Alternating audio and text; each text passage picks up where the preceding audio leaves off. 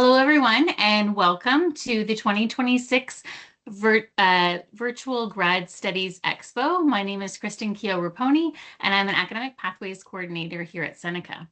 Our Academic Pathways team is here to support Seneca students and graduates with advising and resources as you explore opportunities to build on your Seneca credential.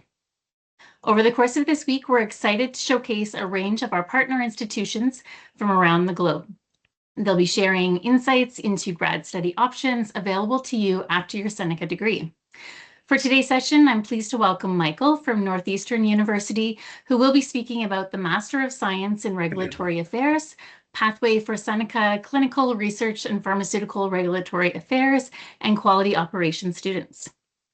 Just a quick note that, like all sessions this week, this webinar will be recorded and posted to our website and YouTube channel next week for you to view on demand. If you have any questions that come up during the presentation, please pop those in the chat and we'll be happy to address all of them at the end of the session. And with that, I'll now turn things over to you, Michael.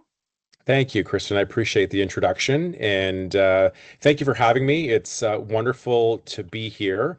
I know I've had a couple of opportunities over the last couple of years to get in front of regulatory affairs students. So very excited to be back. I'm just sharing my screen there. I am, as Kristen mentioned, I'm Michael Wilkinson. I am the graduate admissions recruiter at Northeastern University in Toronto. I just want to walk you through a few slides just by way of introduction for those of you who may not be entirely familiar with Northeastern University.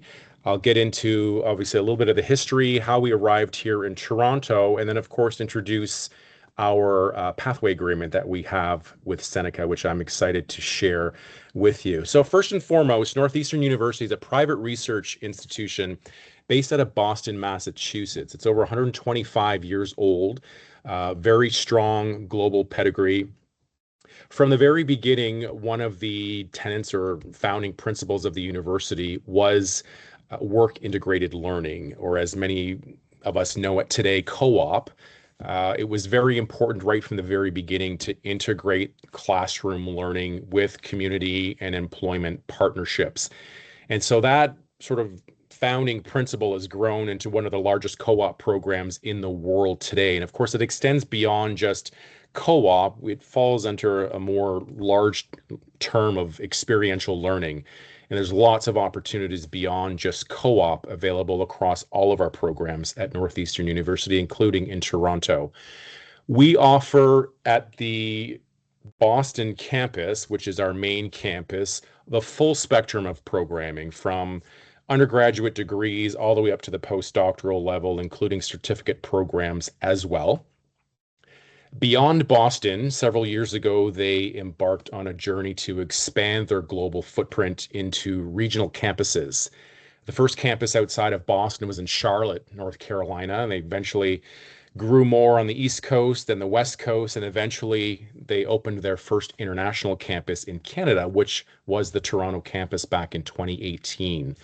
So we've been around for quite some time. The makeup and the shape and the location of our campus has changed over the years, but we have had a presence here in Toronto since 2018.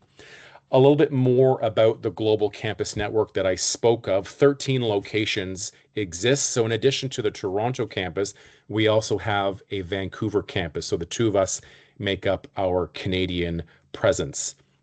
Now, the programs that are offered across this global campus network are very intentional and very purposefully aligned with the local economies in which these campuses sit.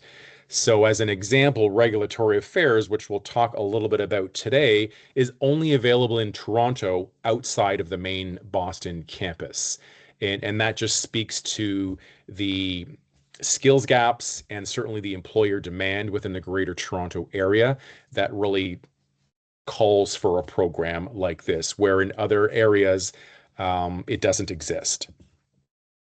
So why did we first introduce a campus to Toronto to begin with? Well, when you think about sort of a regional campus presence and bringing learning to where students are at, and thinking about expansion into new countries and certainly Canada, Toronto makes perfect sense. It really is the heart of Canada, the economic heart of Canada.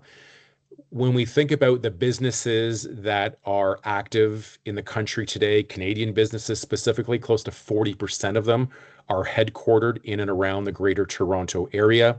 When we think about the life science activity that's happening across the country, close to half of that is happening within the province of Ontario, and majority of that is happening in the Greater Toronto area. And most of those companies are headquartered here, whether they're startup companies or larger blue chip companies. We boast the fourth largest tech talent market in North America, not just in Canada, the second largest financial services center across North America. We see double-digit growth in tech jobs. And at present, I talked a little bit about this earlier, the community and employer partnerships, which is integral to the Northeastern brand, we are aggressively growing those across the city of Toronto as well too to support our programs, and well over 1,000 of them supporting our students in various capacities, co-ops, insights panels, real world projects that our students are working on as part of the curriculum. There's all sorts of opportunities for our students to connect with these professional networks. A little quick overview in terms of the program offerings that exist in Toronto. I know the focus today is regulatory affairs. Regulatory affairs is offered by the College of Professional Studies. So when we talk about Northeastern at large, there are 9 colleges or faculties that deliver programs. We support 3 of those colleges here in the Toronto campus. So the College of Professional Studies was the first college to introduce programs here in Toronto. We offer programs in project management, analytics, informatics, of course, regulatory affairs. Within the last few years, we've also added the College of Science and the College of Engineering to our program portfolio, and students can now pursue programs in biotech, bioinformatics, information systems bridge, and soon to be a couple of more engineering programs in software engineering and data architecture, and the recently announced applied AI, all of them scheduled to be launched later this year, starting in September. A little note about our Toronto campus. I mentioned earlier that we opened our doors in Toronto in 2018, but we weren't located where we are today. We were housed at First Canadian Place. We were tucked away initially over 1 floor there, and then we grew into 2. And more recently, because of the growth of our programming, our student body, staff, and faculty, we've essentially just outgrown our space. And we're very excited as of fall of 2025 to have started in our brand new campus, which is at street level. If any of you have sort of been in and around the city of Toronto near Queen and Spadina, at the corner of Queen and Peter Street, 375 Queen Street West to be specific, is our new Toronto campus location. Close to 90,000 square feet. And we occupy all 7 floors of that campus. So if you find yourself in the neighborhood, please drop in. Please reach out to me if you'd like to schedule a tour. I'm happy to show off the space and certainly answer any questions that you might have about your grad school search. So without further ado, I wanted to highlight our pathway agreement that we have with Seneca.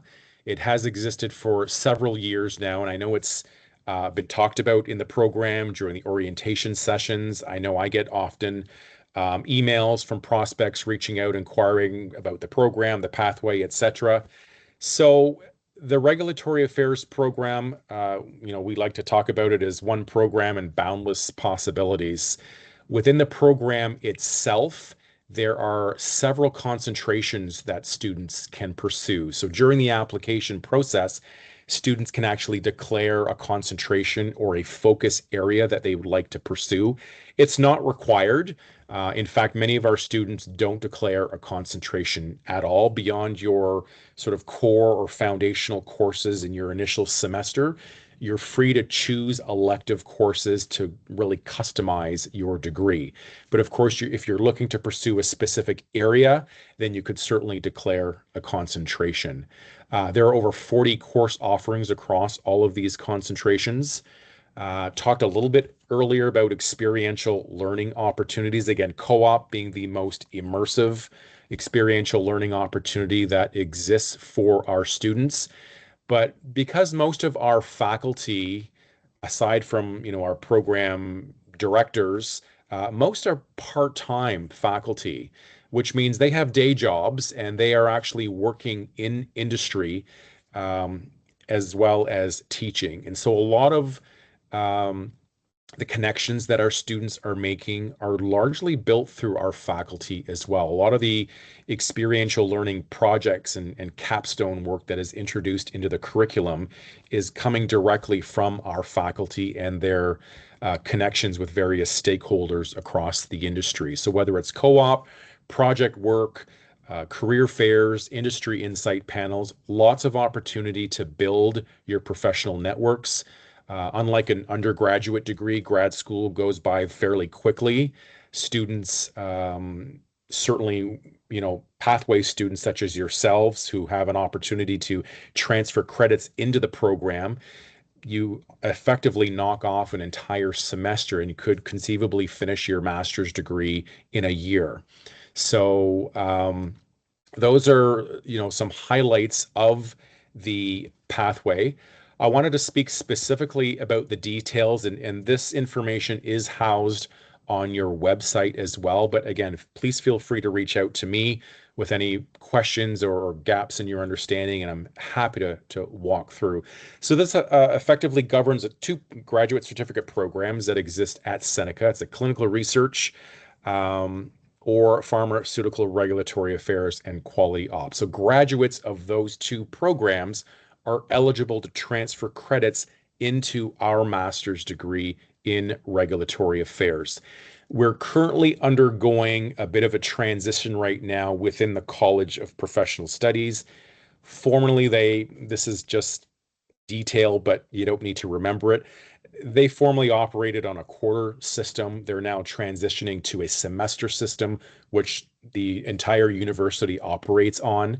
And so the actual number of grad credits that was sort of originally conceived in the original document, I believe it was 12 credits that students were able to transfer. Because of the change in the semester system, there's fewer credits required to complete the degree. Instead of 45, you're only required to complete 34 credits now. And so there is a sort of a commensurate reduction in the number of transfer credits as well, from 12 to 9. So you can transfer up to 9 credits from your grad certificate towards your master's degree in regulatory affairs. So what does that mean for you? I mentioned it earlier. Effectively, you can reduce your time in the program by a full semester by transferring 9 credits into the program. And of course, each of those credits comes with a cost. So the elimination or the waiver of 9 credits from the program would effectively reduce your tuition cost in the program as well.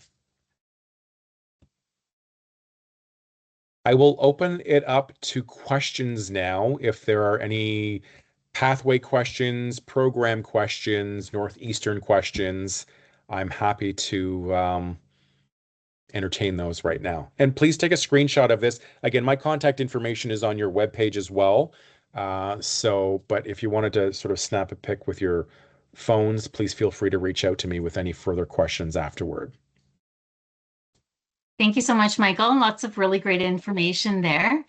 So please feel free to pop any questions that you have in the chat. It's also a small group, so if you want to just raise your hand, I can allow your mic if you want to ask any questions here. And my coworker, Jennifer, has posted Michael's email address, so feel free to reach out to Michael if you have any questions regarding this specific pathway. We have also posted the link to all the pathway options that we do have to Northeastern University. And I'll just put in here as well our contact information for academic pathways here at Seneca. So if you do want to talk further about these pathways or any other pathway options that you may be have options for from your program, you can feel free to reach out to us by phone, email, or you can also book a virtual appointment. We do have openings every week for half an hour virtual appointments. Looks like we have one person typing through, so we'll just give a minute for that. The question is, there are additional admission requirements on the program page. Do Seneca students have to complete those as well? Yes, you do. Great question. Yeah, there isn't any sort of fast tracking or streamlining of the admissions process. So Seneca students would still follow the traditional track in terms of applying to the program. Thank you. And I know there was some people joining late, so if you did miss anything, we have recorded this session and we will be posting it to our website. It should be up by next week, as well as to our YouTube channel, so you can watch it again on demand at any time to go over everything that was discussed today.